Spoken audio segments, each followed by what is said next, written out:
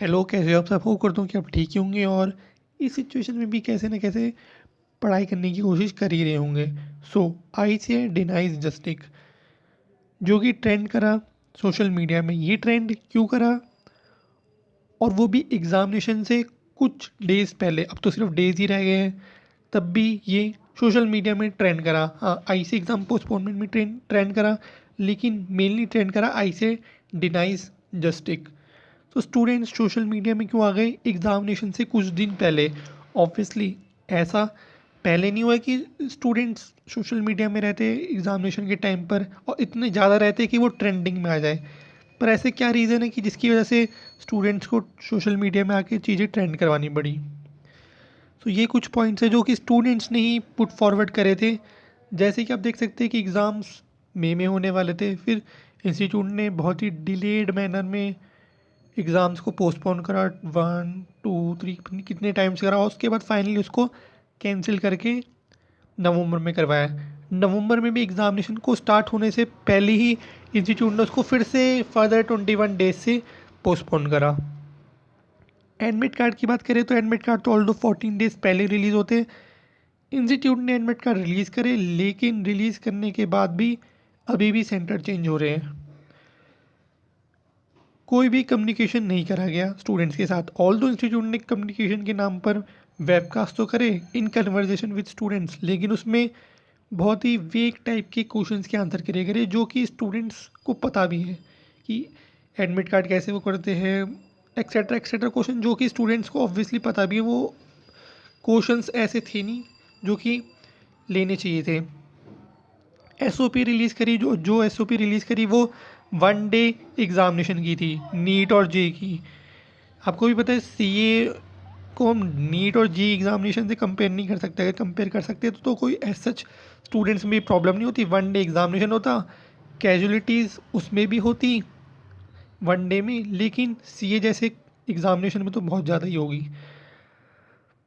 फिर आपको पता है कि स्टूडेंट को अगर कोई सिम्टम आ जाएंगे तो उसको बाय डिफ़ॉल्ट सब मई 21 में ट्रांसफ़र कर दिया जाएगा। अगर सब नवंबर में और जनवरी में एग्ज़ाम्स होते हैं तो अभी तक तो यही है। उसके बाद जो आपको पता है करेक्शन विंडो ओपन हुई थी, वो इंटर स्टेट हुई थी, इंटर सिटी नहीं होती। आपको पता है करेक्शन विंडो जब भी होती है तो उसमें कोई इंटर स्टेट चेंजेस कभी अलाउ नहीं होते। इंटर सिटी मतलब जिस सिटी में आपने लिया उसी में आप चेंज कर सकते हो, लेकिन इंस्टीट्यूट ने पता नहीं क्यों ऐसा करा कि इंटर स्टेट शायद से उन्हें सभी स्टूडेंट्स को भीलवाड़ा सेंटर में शायद से शिफ्ट करवाना था, इसलिए करा होगा। उसके बाद आपको भी पता है एडमिट कार्ड रिलीज़ हुए, डिले मैनर में रिलीज़ हुए, पर ये एक्सपेक्टेड होना चाहिए कि एडमिट कार्ड में किसी भी स्टूडेंट को कंटेनमेंट जोन में ना मिले, लेकिन स्टूडेंट्स को कंटेनमेंट जोन में भी सेंटर मिले, और वो भी तब। ऐसा नहीं है कि वो एडमिट कार्ड रिलीज़ हुए उसके बाद वो सेंटर कंटेनमेंट जोन में है, वो पहले से सेंटर कंटेनमेंट जोन में थे। तो आप देख सकते हो कि एडमिट कार्ड भी सही से रिलीज़ नहीं हुए। बहुत बहुत दूर मतलब primary schools, computer coaching centres को उन्होंने सेंटर के रूप में दिखाया गया। उसके बाद उन्होंने जो प्रीमिसेस है, जो आपके सेंटर्स हैं, ऑल्दो सेंटर्स बोलना ठीक नहीं रहेगा, उनको विंग्स में कन्वर्ट कर दिया, विंग्स ब्लॉक्स, जो कि एमएचए की गाइडलाइंस के ऑब्वियसली खिलाफ है। उन्होंने सुप्रीम कोर्ट में बोला कि सिर्फ 4 सेंटर्स ही कंटेनमेंट जोन में आते हैं। 4 सेंटर्स मतलब एग्जामिनेशन तो ऐसा लगता है कि न्यूजीलैंड में हो रही है कि सिर्फ 4 सेंटर्स कंटेनमेंट जोन में आते हो, ऑल्दो वहाँ पर कंटेनमेंट जोन भी नहीं होंगे, लेकिन फिर भी।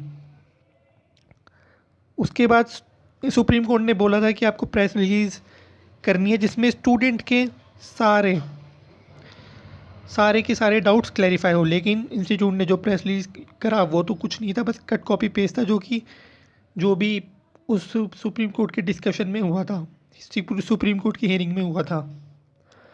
स्टूडेंट्स को मेल सेंड किए जा रहे हैं, एडमिट कार्ड रिलीज़ होने के बाद में मेल सेंड किए जा रहे हैं एग्ज़ाम सेंटर चेंज के। और ऐसा नहीं जो एग्ज़ाम सेंटर चेंज किए जा रहे हैं वो कंटेनमेंट जोन में आते हो, वो कौन से अनअवॉइडेबल सर्कमस्टांसेस हैं जिसकी वजह से ये सेंटर चेंज हो रही है, किसी को भी नहीं पता है। ऐसा ना हो कि आप एग्ज़ाम देने बैठे हो और आपके कान में आके इन्विजिलेटर बोले कि आपका ये सेंटर चेंज हो गया है एग्जामिनेशन के टाइम में, तो आपको कैसा लगेगा? ऑब्वियसली अब ये पता नहीं कब तक चलेगा प्रोसीजर एग्ज़ाम सेंटर चेंज होने का।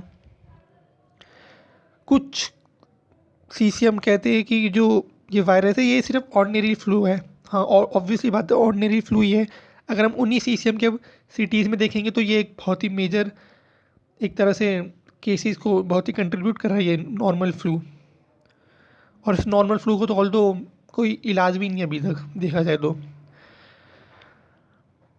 प्रेसिडेंट भी क्लेम करते कि कोई भी स्टूडेंट को चेक नहीं करेगा कि वो कंटेनमेंट जोन से आ रहा नहीं आ रहा। आपको भी पता है एमएचए गाइडलाइन में क्या लिखा है कि जो भी स्टूडेंट कंटेनमेंट जोन में फॉल करते हैं उनको एग्जामिनेशन फर्दर डेट में और किसी दूसरे मोड में एग्जामिनेशन के लिए अपेयर होना पड़ेगा।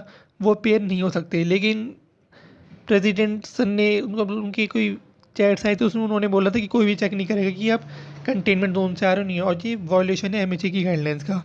नो, कोई भी कम्युनिकेशन नहीं करा जा रहा स्टूडेंट्स के साथ। एग्जामिनेशन को अब लेस देन 5 to 6 डेज रह गए और अब तक भी एफएक्यू नहीं रिलीज किए गए और जेनफैप की कोई एश्योरेंस नहीं दी गई। ऑल्दो देखिए जेनफैप के बारे में जो एग्ज़ाम डेट्स है वो तो सेकेंड वीक ऑफ दिसंबर में रिलीज़ होंगी, जब तक आपकी एग्जामिनेशन ख़त्म हो जाएंगी नवंबर की। अब ऐसा तो है नहीं कि जेनफैप अभी से 5-6 महीने दूर हो कि अब उसकी डेट शीट आप दिसंबर में रिलीज़ करोगे। आप अभी रिलीज़ कर दे तो स्टूडेंट एकदम शांत रहते, वो एंग्जाइटी फ्री हो जाते, कन्फ्यूजन फ्री हो जाते। और मुझे समझ नहीं आ रहा जो स्टूडेंट्स ऑप्ट आउट कर रहे हैं वो किस बेसिस में ऑप्ट आउट कर रहे हैं। जो भी स्टूडेंट्स ने अभी तक ऑप्ट आउट करा है वो किस बेसिस में ऑप्ट आउट कर रहे हैं, ना ही आपके पास कोई क्लैरिफिकेशन है एग्जामिनेशन के रिगार्डिंग में जेन फेब में। हाँ, अगर वो May 21 के लिए ऑप्ट आउट कर रहे हैं तो बात अलग है।